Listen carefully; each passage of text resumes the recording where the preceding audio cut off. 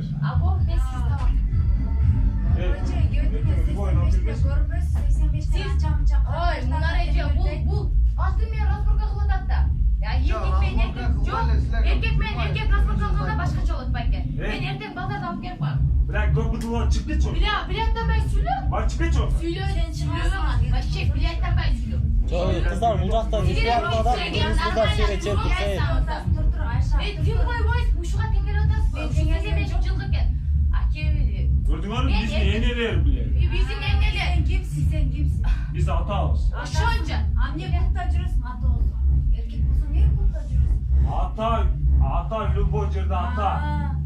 Bu Yine işin bir de. doğuz kere. Adam çıkana gibi boyda olsun. Oy bak ya o şonca kızlar söylüyorlar. Biz gelen biz Sen normal oturuyoruz. Biz normal oturuyoruz. Haydi soğan, Şu balların burasını Tunus'ta sırasın ya. Ayşe bazarın Şu balların burası. sizce kışaya razı da Tunus'ta çıkan çıkmayın bu. Ya Ayşe. Yengeç benim olsun ben erkek rasburka kılar. Ya adam yoldan çok kaldı. Ben Sen de sakın yapma oğlum. Siz o şonca sahip bakın. Bundan bir erkeğin az çıkın.